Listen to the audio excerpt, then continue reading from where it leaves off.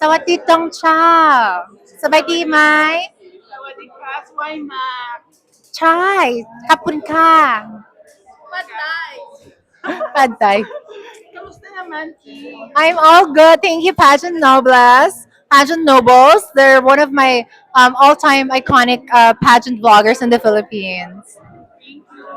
Ayun, grabe.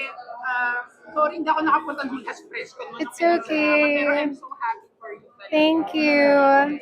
So, what, how does it feel na na-announce na yung schedule ng MJ All-Stars? It actually feels exciting. To be honest, na-move na lang to, no? Kasi supposedly, dapat February tapos na. But but it's better na move kasi we have more time to prepare, more stunts, shenanigans, and pasabog. And I'm just excited because I just came back from Thailand actually last month. So now I'm coming back again from the land of smiles. So more smiles, more camaraderie, sisterhood with my upcoming new sisters from this batch. And more pasabogs. I wanted to just, wait for the pasabog of what ALV, Miss Grand Philippines, and what we prepared for all of you. Pero grabe, no, sobrang friendly ng ano friendly pa yung ano ngayon. I mean, may competition, pero parang ramdam ko yung love ng pageant community. Pati na rin Sobra. Oo, sobra. Alam nyo, ang akala nila, yung Philippine team is magkakakalaban. Pero sabi ko nga, alam mo, with this kind of game, it's an all-star eh. So, I think it's better that you prioritize working with your co-sisters first, your Philippine team, and then knock off one by one the other countries. At the end of the day, it's Philippines. ayun, kasi pili man na kayong Pilipino dun sa Miss Finally, di ba? Di ba? Masaya. Tsaka lalo na I'm actually with the Miss Grand Philippines organization with Sir Arnold. So it's a privilege, it's pride, and like what he said in the press con, he believes that I'm the future of pageantry, and I would live up to his expectations, not pressure, but with enjoyment and with just living it day by day in the moment of MJ All Stars. Have you spoken to your fellow All-Stars team? Yes, a lot. Actually, friends ko na kalahati sa kanila. 50%. Last month, I was with Darina Botas from Thailand. I was with Yara Tepanon. I was doing live streams with Gigi.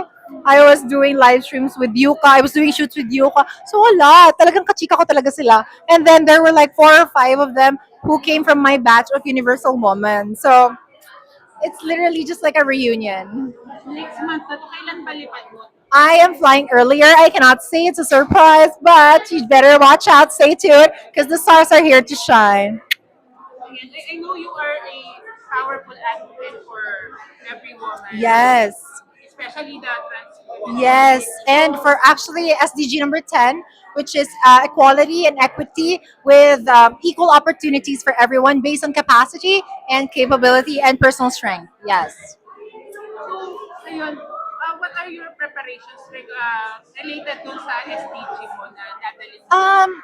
I guess the pageant itself is what it means to be inclusive. Diba? This is an array of diverse, top tier women who are showcasing their stories, their narratives, and they're coming back better than ever, stronger than ever, because we have more to give and we have something to offer to the world. And that's what it means to be an inclusive world. And I bring a better world and a hope for all trans women and women around the world that change have come and change is for good.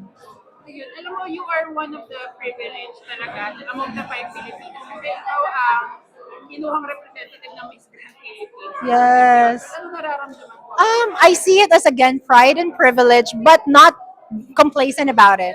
Because at the end of the day, each of the Filipinos have their own strengths. Each of the Filipinos have their own story to bring, and we are all equally strong in our own way, in our own story. But as I've said, it's better to work with one another first, and then knock off one by one the other competitors and see each other in the finals or in the top 5 and hopefully win. I hope the Philippines win this first All Star edition. I know you were revealed by CJ. Anong Yes. advice ni CJ and Emma na rin na nandito ka? We actually talked a while ago. Sabi niya lang sa akin, Mama, enjoyin mo lang yan. Hindi niya sinasabing baklain. Kasi hindi mo na nga babaklain, bakla na nga, babaklain pa. Pero what it means is, yung pagbabakla na yan, it's a form of endearment of joy. Di ba? In English, gay.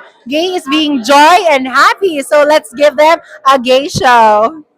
What about CJ? Ano sabi niya? Si CJ sabi niya, Mami, wag mo kakalimutan yung mga pasarela, yung mga turns, yung mga flips, hips and dips, and death drops. Charot, death drop. Pero baka sumayaw ka rin. Di ba?